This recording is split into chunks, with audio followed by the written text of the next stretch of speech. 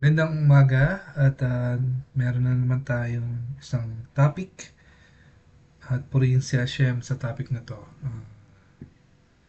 So, simulan na natin. Ang topic natin ay pinamagatang pag-alay ng kamangyan. So, nakita natin na si Hashem ay hindi lamang tumitingin sa handog, kundi sa higit sa lahat sa puso ng naghahandog. Isa sa mga pinakamahalagang alay sa harap ni Hashem ay ang kamangyan. Isang mabangong handog na patuloy na umaakyat sa kanya. So, tingnan natin, ang kamangyan ay inutos ni Hashem. Tingnan natin yung history nito sa Exodo 30 verse 1. So, at ikaw ay gagawa ng isang dambana upang pagsunugan ng kamangyan.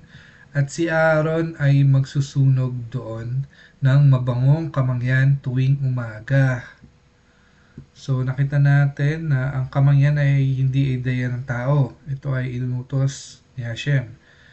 Ipinapakita nito ang pagsamba ay hindi ayon sa gusto natin, kundi sa ayon sa kalooban ni Hashem. Ang tunay na pagsamba ay may kaayusan, kabanalan at pagsunod. So, ang aral dito, ang pagsamba na kalugod-lugod kay Hashem ay nagmumula sa pusong marunong sumunod. So, tingnan natin sa isa pang verse. Ito sa Awit 141 verse 2. Ang aking dalangin ay maging kamangyan sa harap mo. So, si David, nanalangin siya na ang kanyang dalangin ay maging kamangyan sa harap ni Hashem. So, ang kamangyan ay sumisimbolo ng panalangin. So, ang panalangin ng bayan ni Hashem ay kalugod-lugod sa kanya. Kapag sinunog ang kamangyan, ang bango nito ay umakyat sa gaya ng panalangin na umaakyat sa langit. So, ang panalangin na nagmumula sa malinis na puso ay mabango kay Hashem. So, tuloy natin. So, isa pang talata dito sa Exodo. So, huwag kayong maghahandog ng ibang kamangyan na hindi ayon sa inuutos. So, may mga kamangyan na tinatanggap ni Hashem at may kamangyan na tinatanggihan. Hindi lahat ay ng alay ay kalugod-lugod, lalo na kung ito ay walang kabanalan. Tingnan natin sa isa pang verse sa Awit. Sino ang aakyat sa bundok ng Panginoon? Yaong may malinis na kamay at dalisay na puso. So, hindi sapat ang relihiyosong gawain. Kailangan ang banal na pamumuhay. So, si Hashem tumitingin sa kalidad ng ating alay. Tingnan natin sa isa pang verse sa Malakias. Isumpa ang mandaraya sapagkat ako ay dakilang hari. So, ang kamangyan ay mahalaga at mahal ang halaga. Hindi tinatanggap ni Hashem ang tira-tira o ang alay na walang halaga sa atin. Kapag si Hashem ang ating pinaglilingkuran, ang ating binibigay ay dapat pinakamainam, hindi pinakamadali. Ang buhay ng matuwid ay tulad ng kamangyan. Tingnan natin dito sa Kawikaan. Ang daan ng matuwid ay kalugod-lugod sa Panginoon. Isa pang verse. Magandog kayo ng mga handog na may katwiran at magtiwala sa Panginoon.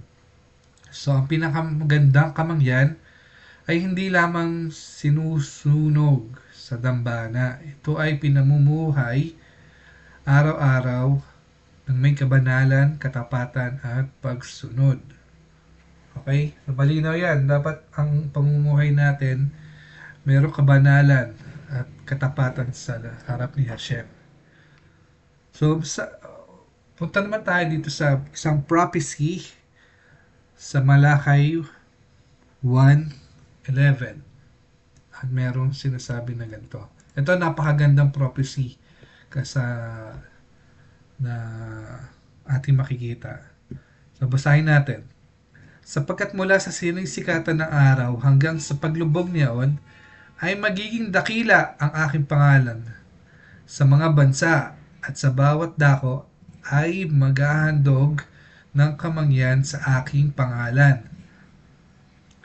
at ng isang malinis na handog. So makikita natin ito sa prophecy na to, isang makapangyarihang pahayag. Pinapakita ni Hashem na darating ang panahon na ang pagsamba sa Kanya ay hindi limitado sa dambaan ng Jerusalem. So hindi lang sa Jerusalem, kundi lalaganap sa iba't ibang dako. Ang kamangyan ay aangat mula sa iba't ibang lupain, mula sa iba't ibang wika at bayan. Ngunit iisa ang layunin, luwalhatiin ang Panginoon. So hindi sinabi ni Hashem na basta kamangyan lamang, kundi malinis na handog. Ibig sabihin, hindi sapat ang dami na naghahandog. Ang mahalaga ang kalinisan ng puso. Ito ay paalala ni Hashem.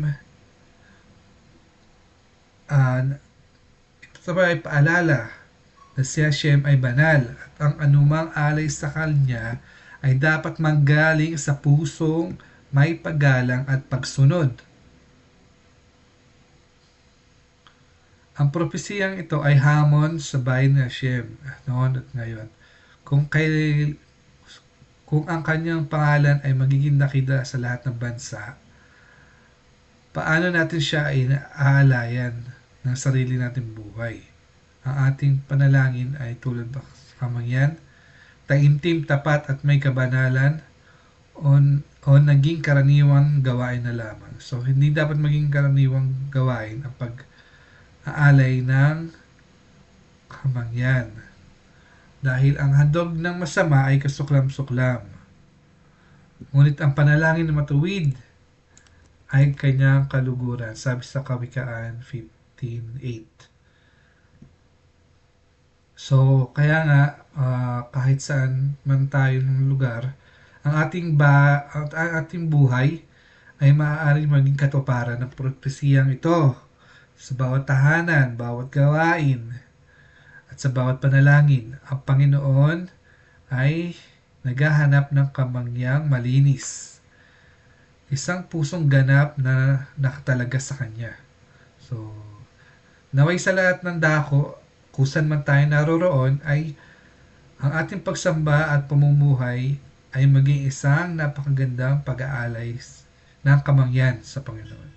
So, yan po ang ating topic ngayon. So, anay na unawaan nyo na ang paghandog ng kamangyan ay ginagawa mula sa pusong malinis at mula sa bayan ni Hashem.